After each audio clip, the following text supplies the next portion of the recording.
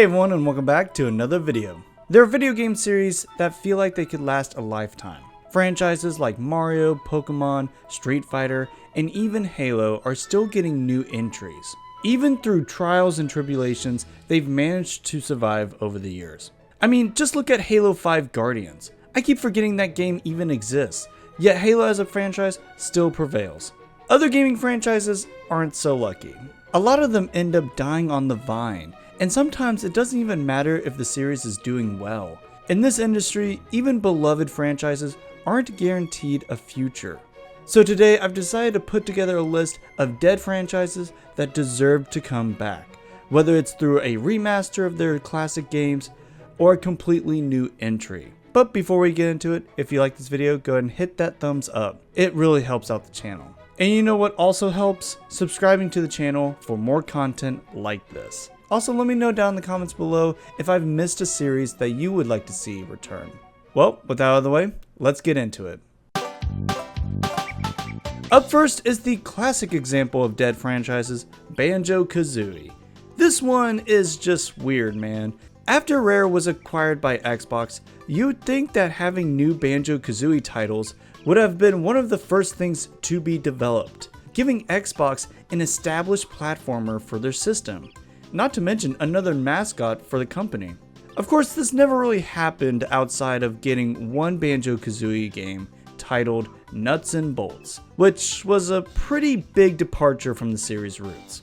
Let's just say it wasn't really well received at the time that it released, and it's a very divisive game, with some fans absolutely hating it and others actually have come around to it and think it's a pretty decent game in its own right. Either way, we haven't seen this bird and bear duo in years outside of appearances in Smash Bros. Nowadays, Rare is seen as the ones behind Sea of Thieves, which, don't get me wrong, has its fans. I'm just not one of them. Who knows what the future holds for this franchise, but I would love to see it one day return with a brand new title. Up next is another Rare IP. This time it's the hit fighting game series starring wacky characters like Saberwolf, Riptor, and the Arbiter? What the heck? Rash? That guy from Battletoads? Okay, seriously, how has this crossover fighting game series not seen another title since its release in 2013? For those who love fighting games and rock music, then Killer Instinct might just be the series for you. Whether or not it gets a new entry, the 2013 release is a great time. Up next is Strider. For those who are unaware, Strider is Capcom's most underrated 2D action platformer. Mega Man tends to be the 2D platformer that Capcom tends to be more focused on, but Strider is still beloved to this day by fans, especially since his appearance in games like Marvel vs. Capcom has kept him in the zeitgeist for many years. The series follows a high-tech ninja-like mercenary, and I think one of the biggest appeals for the franchise is this striking character design for the protagonist. I mean, just look at him. Like Miyamoto would say, he's just so cool. We haven't seen a new Strider game since 2014, and I'm not gonna lie, I don't see it returning anytime soon, especially with Mega Man making his big return again. But you never know, maybe someday we will see this edgy boy back in a new entry. Up next is SSX. This franchise has always felt like a fever dream to me. I remember playing one of the SSX games non-stop on my PS2. It was one of the best arcade snowboarding experiences at the time when snowboarding games weren't that common. Heck, even now they're still pretty rare.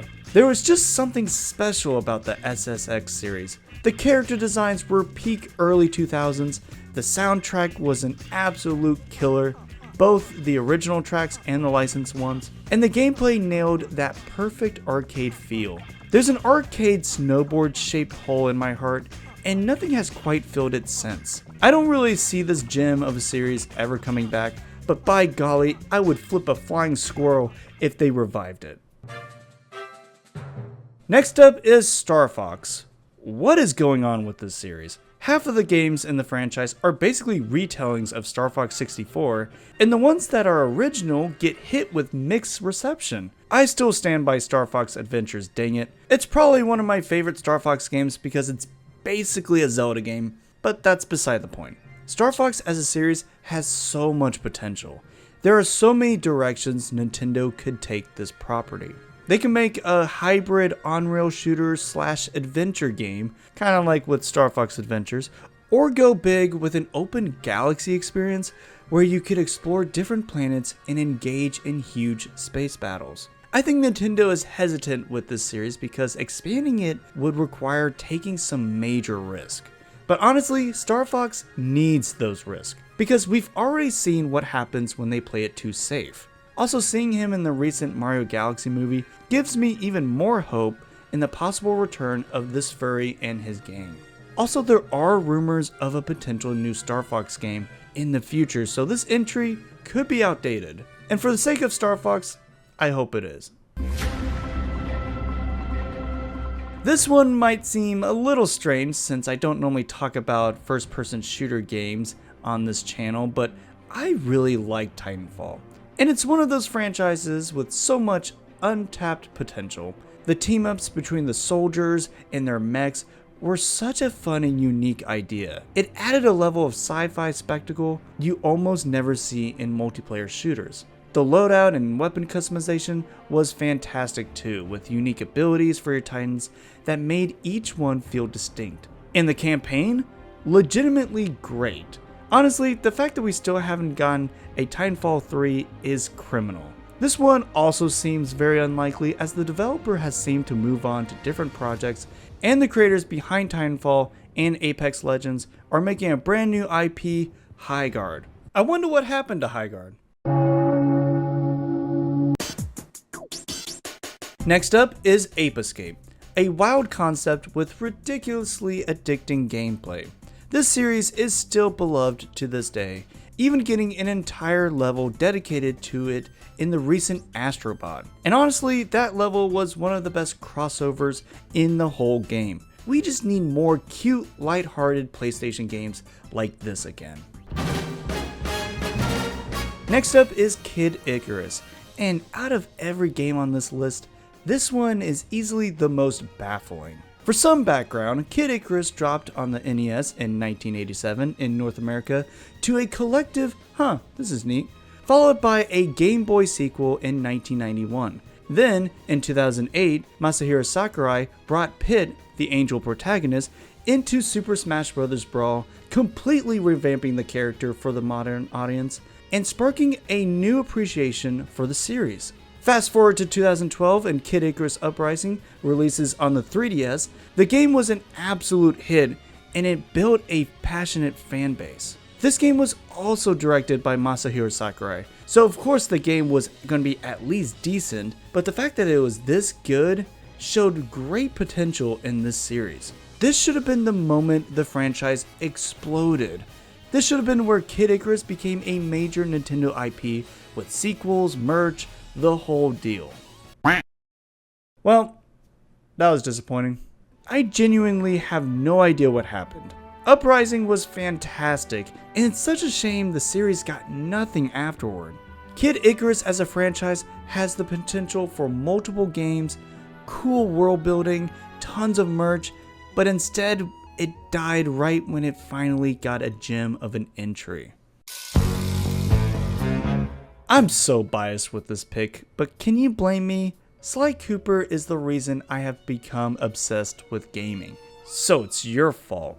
The original trilogy from the early 2000s still hold up to this day.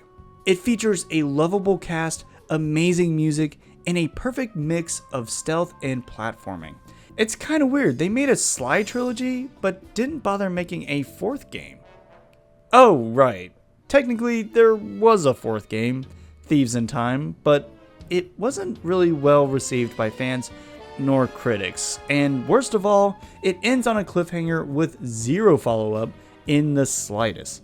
Honestly, this might be one of the biggest fumbles in gaming, not gonna lie. What else can I even say? The series is fantastic and has the potential for an amazing comeback. If Sony would stop being such cowards, I really wish Sucker Punch Studios would give the franchise another shot, or at least release a remake of the original trilogy, or port the PlayStation 3 collection onto modern consoles.